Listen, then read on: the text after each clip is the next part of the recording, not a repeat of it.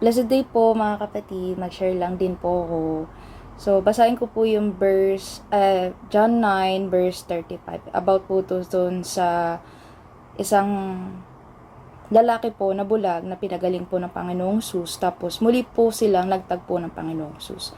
So, John 9 verse 35 po, simulan ko po sa 35. Jesus heard that they had cast him out, and having found him, he said, "Do you believe in the Son of Man?" He answered, "And who is he, sir, that I may believe in him?" Jesus said to him, "You have seen him, and it is he who is speaking to you." He said, "Lord, I believe," and he worshipped him. Jesus said, "For judgment I came into this world, and that those who do not see may see, and those who see may become blind." Some of the Pharisees near him heard these things and said to him, "Are we also blind?" Jesus said to them, "If you were blind, you would have no guilt. But now that you say, 'We see,' your guilt remains." So, share ko lang din po yung napakinggan ko kahapon. Kahapon nga ba yun? Opo, kahapon nga. Kahapon po na podcast, sabi nila doon. Ang topic po kasi doon sa podcast is miracles, which is connected po sa topic ni Brother Daniel kasi ang chapter Matthew 8 is about miracles po, di ba? Nagpagaling ang Panginoon, nagpakalma ng storm, di ba po? So, share ko lang po yung nasabi nila kasi napakaganda po ng nasabi nila. And connected po siya doon sa binasa ko kanina na John 9. Sabi nila po, "The miracle is an invitation to intimacy. Without intimacy, you cannot be holy." So, kung i-connect po natin siya doon sa binasa ko po na John 9, di ba po yung blind man na pinagaling ng Panginoon, ang sabi niya, wait lang po. He said, "Lord, I believe," and he worshiped him. He worshiped Jesus po. Kasi naniwala siya. "Lord, I believe," and he worshiped him. Well, the Pharisees po, even though they see the miracles, di ba po, nakita nila, nasaksihan nila, di ba po, nasaksihan nila kung paano nagpagaling ang Panginoon, kung paano yun nga po, yung mga leprosy, mga blind nakakita, yung mga pilay nakalakad, yung mga, ano pa bang pinagaling ng Panginoon, yung shinare po ni Brother Daniel tsaka ni Ate Lynn na 12 years na may blood discharge, 'di ba po? Nakita rin po nila kung paano pinabangon ng Panginoong Jesus si Lazarus, hindi po pa. Yun yung last, correct me if I'm wrong po, yun yung last na miracle na nagawa ng Panginoon before siya hulihin. 'Di ba po? And even though they see all those things, they experience all those things, they did not see the miracle. Kasi nga iba po yung intention nila, kasi nga po may bitterness sa kanilang heart. So, ang galing po, no? Napakinggan ko lang yun, tapos connected siya sa topic ni Brother Daniel. So, ulitin ko lang po, no, yung sinabi nila. The miracles is an invitation to intimacy. Without intimacy, you cannot be holy. Diba po? Ang galing kasi, katulad po ng mga pinagaling nga po ni Jesus ng Lord na, diba, nagsimula naman po talaga sa mga miracles for them to believe, for them to follow. Pero, yun nga po, tulad nga po nitong sabi doon sa napakinggan ko, invitation yung miracles. Kaya ginawa siya ng Panginoon for them to believe that I am the Messiah. Yun yung nais niyang sabihin. Hindi man niya put it into words. Ginawa niya in action. Pinakita niya na I am the Messiah, 'di ba?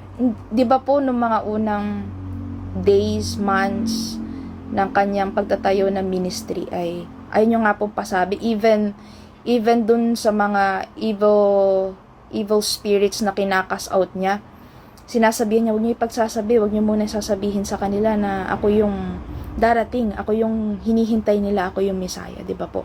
Pinipigilan niya. Ito lang mga pahuli niya, sinabi at inamin na He is the one. So, to share to you din po, meron din pa po yun, kaduktong yun do sa napakinggan ko. He is not interested on things you can do for Him if you're not close to Him.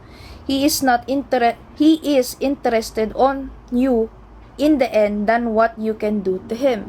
So, mas interesado po ang Panginoon daw sa atin kaysa dun sa mga bagay na pwede natin gawin sa Kanya. Kasi nga po, katulad po ng Pharisees, gawin po natin halimbawa ang Pharisees na yun nga po, 'di ba, nagti-teach po sila.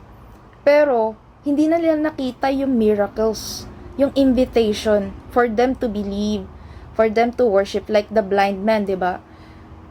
Tapos yun po, it also applies to us, 'di ba po, na even though we have these gifts, wag po nating kalilimutan to be intimate with Him, to have a relationship, to have time with Him.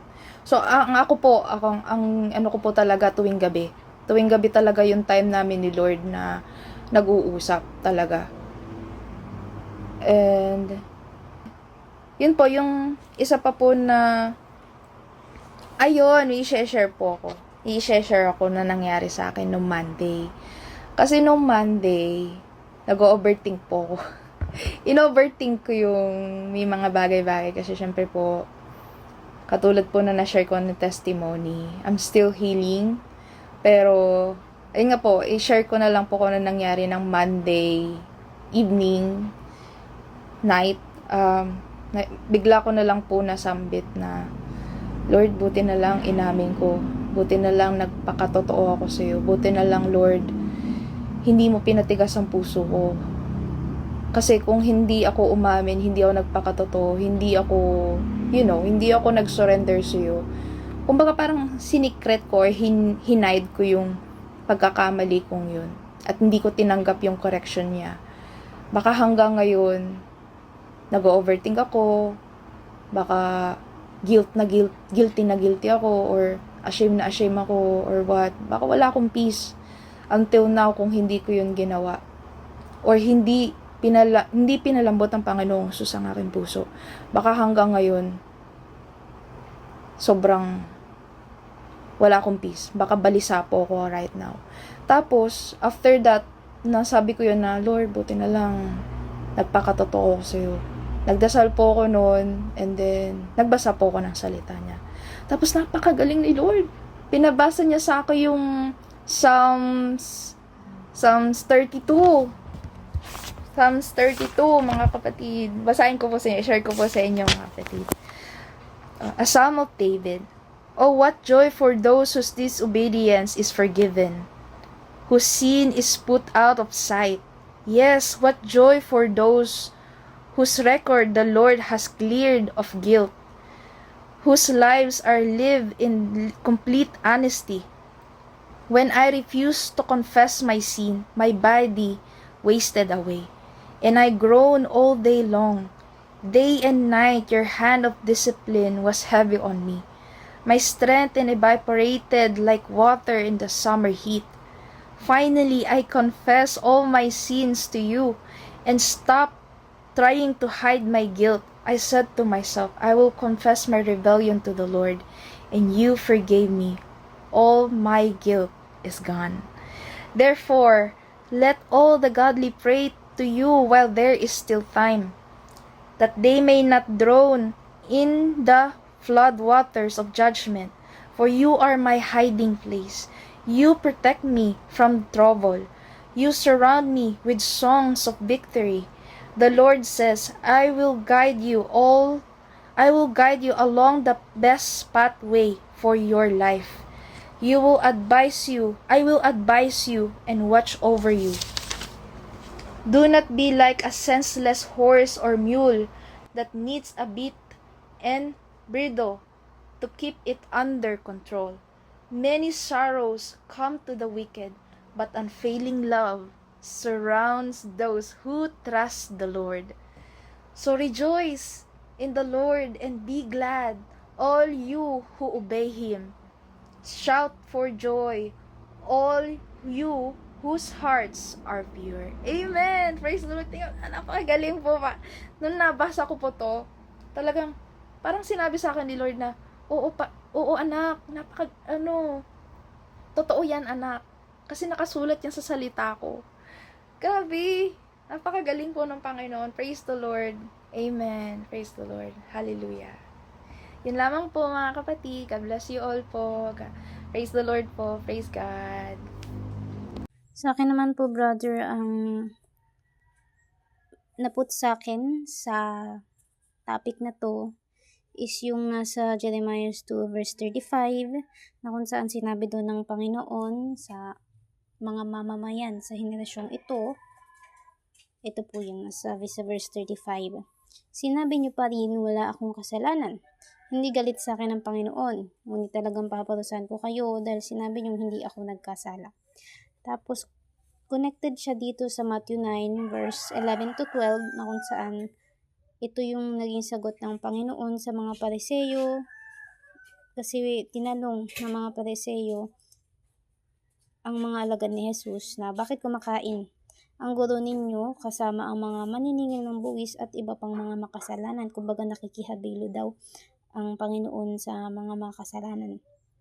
Sabi sa verse 12, ngunit nung marinig ito ni Jesus, sinabi niya sa kanila, hindi ang mga taong walang sakit ang nangangailangan ng manggagamot, kundi ang mga may sakit. Then, di ba nga po, yung naging topic natin is patungkol sa pagpapagaling ng Panginoon na kung saan sinasalamin nun at pinapoint out na siya ang ating manggagamot. Hindi lang physically, lalo na spiritually. Tapos yun din yung pagtanggap sa sarili mo na you are sick, na may sakit ka. Kumbaga parang sa tao din, na-realize nila na talagang makasalanan silang tao at kailangan nila ng manggagamot, kailangan nila ang Panginoon. At ganun din yung pagtanggap talaga, yung acceptance na nagkasala ka at kailangan mo ang Diyos para ituwid yung mga kasalanan mo. Kasi katulad lang din siya ng taong may sakit na kung saan kung hindi niya tatanggapin na siya ay may sakit. So, hindi din siya mag-undergo sa medical, diba nga, na mga procedure or yun nga, yung process ng pagpapagaling. So, yun din po, process of acceptance kasi kapag hindi mo tinanggap talaga may sakit ka, so, hindi mo din tatanggapin yung pagpapagaling. Katulad lang din po ng testimony ko, 2021 ata yun, karoon ako ng sakit. Then, the first thing na pinut sa akin para ma-overcome yun is to accept na meron akong sakit and kailangan ko huminto ng 1 year before mag-aral. So, ayun, nung tinanggap ko yun, so doon naging mas madali yung recovery. Tapos, yung mindset na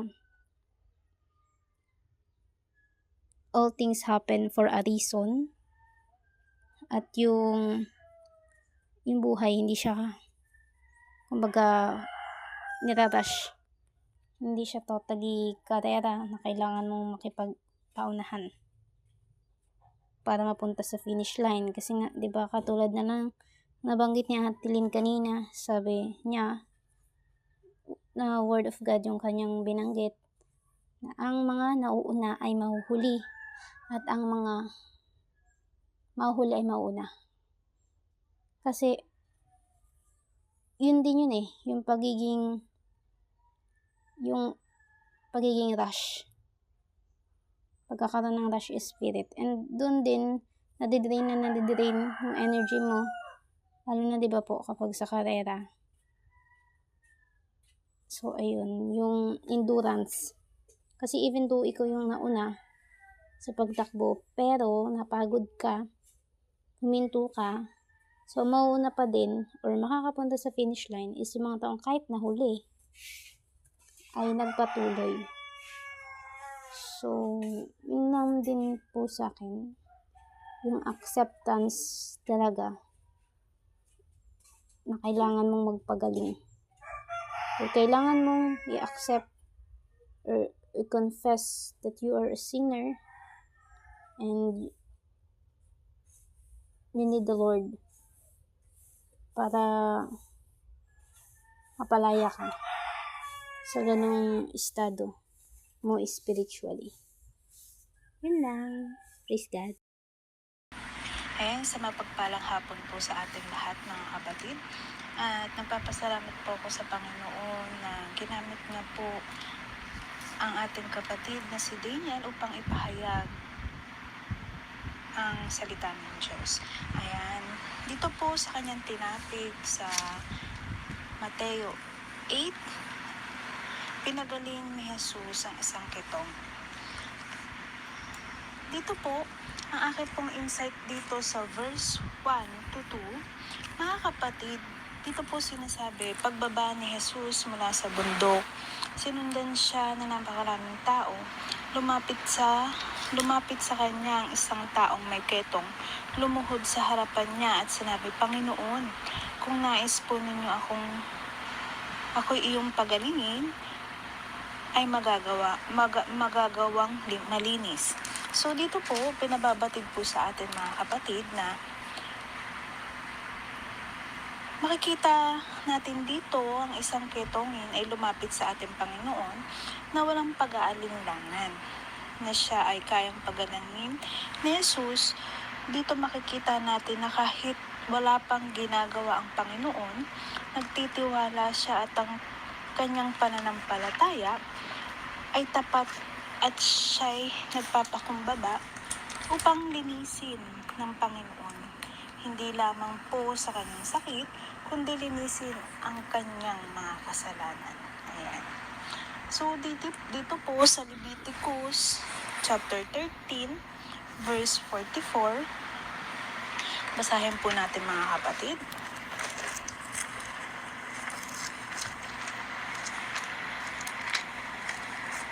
Wait lang po ha. Dito po sa chapter 13, verse 44, sinasabi po dito na ipapahayag ng pari na siya'y marumi dahil sa sakit sa balat, na parang ketong na nasa kanyang ulo. Ang taong may sakit sa balat na parang ketong ay dapat magsuot ng sirang damit, huwag mag-ayos ng buhok, tatapak ang kanyang nguso, at laging sisigaw ng marumi ako.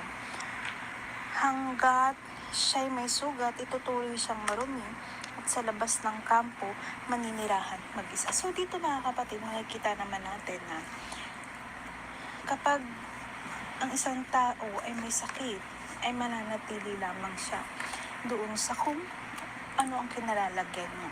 So, ganito po mga kapatid, ang kingdom of darkness. Alam na lang ikaw ay nakaratay, nasasakit, o sa kasamaan, mas lalo ka nilang bubulagin na ikaw ay hindi nagagaling o makakaalis pa sa kasalanan mong nagawa. Ipapamukha sa'yo ang mga nagawa mong kasalanan, lalo ka nilang ilulugmok sa kasalanan. Pero kung sisikapin natin hanapin ang liwanag, 'di ba? O kagamutan, ito'y matatagpuan natin lalo na kung bubuksan ang ating mga puso para papasukin ang ating Panginoon upang tayo ay linisin at pagalingin. 'Di ba nga po? Ganito po kasi gawain ng mga kingdom of darkness na imbis na tulungan ka, na gumaling ka sa iyong sakit at bigyan ka ng tamang lunas, ay hindi po, mas lalo ka nilang ibababa at ipapamukha sa iyo na ikaw ay isang marumi. 'Di ba? Pero ang ating Panginoon, mga kapatid, na kahit ikaw pa'y isang maruming tao o isang makasalanan na tao, handang-handa siyang tanggapin ka, handang-handa siyang gamutin ka, at handang-handa siyang linisin ka. Kaya, kagaya po ng lumapit sa kanya na isang ketongin na naniniwala at nananampalatayang siya'y pagagalingin ng Panginoon, ganun din po ang kayang gawin sa atin ng Panginoon, na kahit gaano pa tayo karumi, at gaano pa tayo karaming kasalanan na nagawa, siya po'y handang patawarin tayo at linisin. Ganyan po ang pagmamahal na ipinagkakaloob sa atin ng ating Panginoon. So magpatuloy po tayo mga kapatid. Dito po sa verse 3, hinawakan siya ni Jesus at sinabi, "Oo, nais ko maging malinis ka." Gumaling at luminis na agad ang ketong. So dito po sinasabi mga kapatid, ang Panginoon handa kang pagalingin sa iyong sakit, lumapit ka lang sa Kanya at magtiwala. Amen. Manampalataya na ikaw kanyang pagagalingin dahil ang Panginoong Hesus lamang ang may kakayahang magpagaling at maglinis sa ating lahat. Amen. So dito po sa verse 4, pagkatapos sinabi sa kanya ni Jesus, huwag mong sasabihin ito kanino man. Sa halip, pumunta ka at magpasuri sa pari, pagkatapos mag-alay ka ng handog na inuutos ni Moises bilang patunay sa mga tao na ikaw nga'y magaling at malinis na. So dito po sa Leviticus 14, so medyo mahaba po kasi to, 14 verse 2 to 32. So basahin po natin.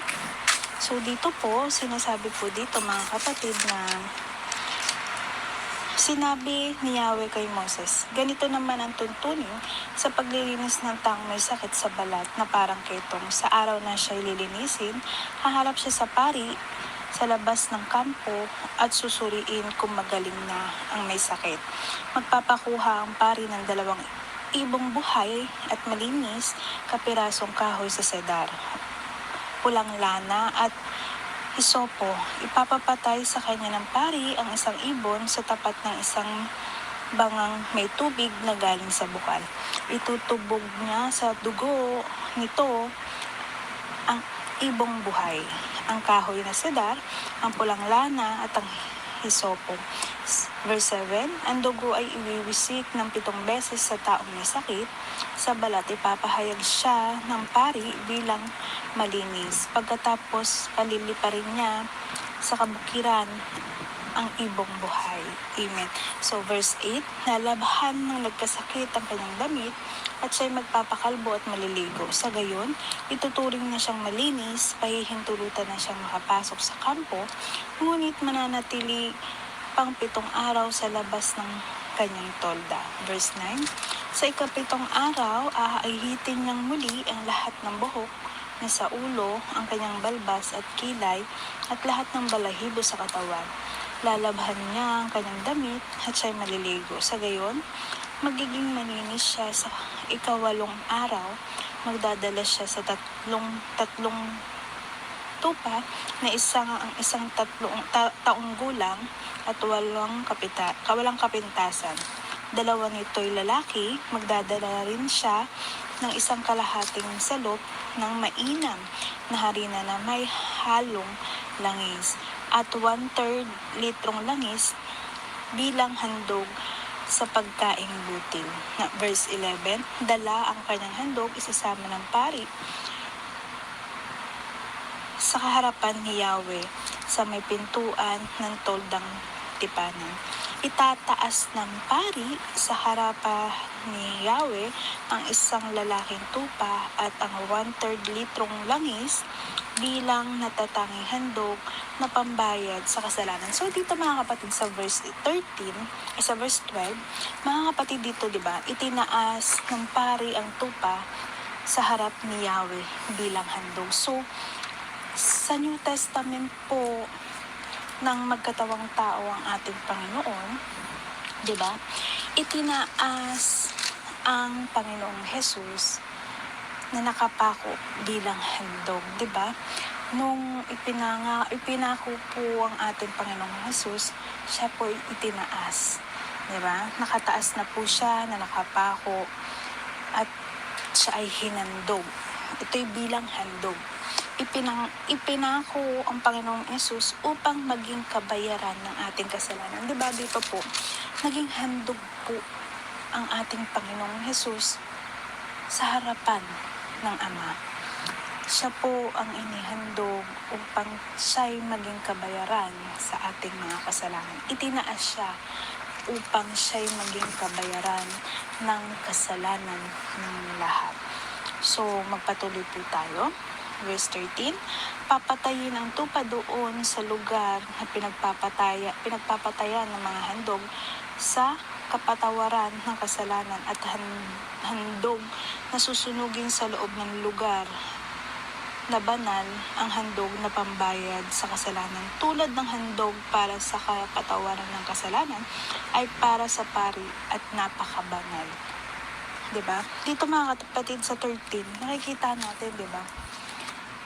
Hinandog, papatayin ang tupa upang hihandog. Ganon din po ang ginawa sa ating Panginoong Hesus. Pinatay po nila ang ating Panginoong Hesus na magiging handog para sa ating Ama, Diyos na nasa langit, upang maging kabayaran ng kasalanan ng lahat. So, magpatuloy po tayo sa 14. Kukuha ang pari ng dugo ng handog sa pambayad sa kasalanan at papahiran niya ang lambi ng kanang tainga at hindalaki ng kamay at paa ng taong nililinis. So, dito mga kapatid, kumuha daw po ng dugo, di ba? Kumuha ang pari ng dugo, handog na pambayad ng kasalanan. So, ang ating Panginoon din po, ang kanyang dugo, banal na dugo, ang ginamit upang maging pambayad sa ating mga kasalanan. Ginamit ang dugo ng ating Panginoon upang tayo kanyang matubos sa ating mga pagkakasala at the same time, tayo po ay kanyang malinis. Diba? Ang kanyang dugo ay nagsilbing sacrifice para sa lahat at ang kanyang dugo ay naglinis sa ating mga kasalanan. Nang dahil sa kanyang banal na dugo, tayo po ay mga kapatid ay nalinis. Ang ating Panginoong Hesus, ang kanyang dugo ay kanyang inalay upang ang sanlibutan ay maligtas sa kasamaan. Ang dugo ng Panginoon, ang simbolo na binayaran na niya ang kasalanan ng lahat. At dito, pinakita ng ating Panginoon na siya lamang ang makakapagligtas sa lahat at makakapag-alay ng kanyang buhay. Ayan. So mga kapatid, magpatuloy na po tayo. Balik na po tayo sa Matthew chapter 8.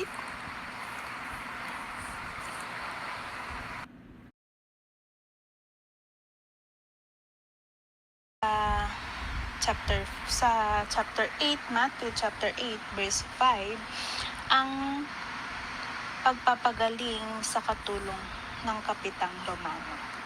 Verse 5, pagpasok ni Jesus sa Capernaum, lumapit sa kanya ang isang opisyal ng hukbong Romano at nakiusap, Ginoo, ang aking katulong ay naparalisado. Siya po'y nakaratay sa bahay at lubhang nahihirapan. Sinabi ni Jesus, pupuntahan ko siya at pagagalingin. Ngunit, sumagot sa kanya ang opisyal, Ginoo, hindi po ako karapat-dapat na puntahan pa ninyo sa aking bahay. Sasabihin lamang po ninyo at gagaling na ang aking katulong. So dito mga kapatid, makikita natin na ang pananampalataya ng Kapitang Romano sa ating Panginoon ay sadyang tapat. Tapat ang kanyang pananampalataya at naniniwala siya na kayang pagalingin ng Panginoong Hesus na kahit sabihin lang ng ating Panginoon na gagaling, ay gagaling ang kanyang katulong, di ba? I-command lang ng ating Panginoon na gumaling, ay ito'y gagaling. Kasi kapag tayo'y may pananampalataya at tapat ang puso natin, kahit po sabihin lang natin, i-command lang po natin mga kapatid, pwede po itong mangyari. Pwede po tayo makapagpagaling sa paraan, sa tulong ng ating Panginoong Jesus. Na kagaya nga po ginawa ng ating Panginoon na sa salita lamang, kahit gaano pa kalayo yung tao, basta sa salita niya, sinabi niya, lumabas sa kanyang bibig na ito'y gagaling. Ito'y gagaling. So mga kapatid, dito makikita natin kung gaano kalaki ang tiwala ng Kapitang Romano sa ating Panginoong Jesus, na kaya niyang pagalingin sa salita ang katulong ng Kapitang Romano, sabihin lang ng Panginoon na ito ay gagaling, itong ay gagaling. Diba? The power of faith and the power of believing God. Amen. So dito mga kapatid, pinapabatid ng ating Panginoon na dapat ang bawat isa sa ating magkaroon rin tayo ng ganitong kalaking pananampalataya sa ating Panginoon. Even as kaya din natin magpagaling basta ang ating mga puso ay dalisay ang hangarin at nasa Panginoon ang tiwala, dahil ang lahat ng ito hindi natin kayang gawin kung wala tulong ng ating Panginoon. Kung paano si Abraham, Isaac at Jacob ang kanilang pananampalataya at tiwala sa Panginoon ay tunay at buo na kayang ibigay. Gawin ng ating Diyos ang lahat, di ba? Kayang ibigay at gawin ng ating Panginoong Diyos ang lahat. We need only to command and have faith in our Lord Jesus Christ, di ba? Kailangan lang natin sabihin na tayo'y naniniwala sa pangalan ng Panginoong Jesus. Tayo ay makakapagpagaling in our thoughts, di ba? Salita, di ba? Basta ang hangarin mo ay malinis, ang puso mo ay tapat, ang pananampalataya sa Panginoon. Kaya po nating gawin the power of command, the power of faith, and the power of believing to our Lord Jesus Christ.